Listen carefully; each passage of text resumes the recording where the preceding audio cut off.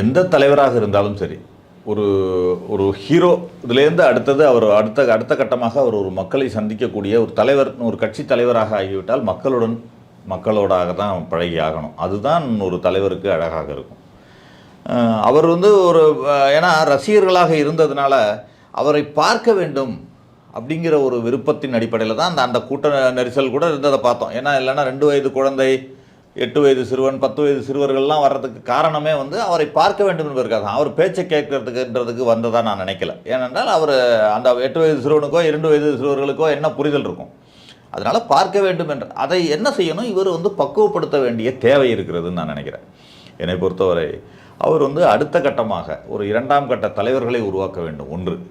2வது அவருடைய ரசிகர்களை தொண்டர்களாக பக்குவப்படுத்த வேண்டும், சேவை செய்யக்கூடியவர்களாக பக்குவப்படுத்த வேண்டும். நீங்கள் வெறும் ஒரு ரத்த தானம் கொடுக்கறது அந்த மாதிரி விஷயங்கள் சில இது செஞ்சுருப்பாங்க, அது ஏதோ ஒரு நாள் செஞ்சுருப்பாங்க. ஆனால் மக்களிடம் எப்படி நீங்கள் போய் அணுகணும், மக்கள்கிட்ட எப்படி சேவை செய்யணும், அவர்களோடு நீங்கள் எப்படி நிற்கணுன்ற ஒரு பழக்கத்தை, ஒரு பக்குவத்தை அவர்களுக்கு கற்றுக் கொடுக்க வேண்டிய கடமையும் பொறுப்பும் அவர்கிட்ட இருக்குன்னு நினைக்கிறேன்.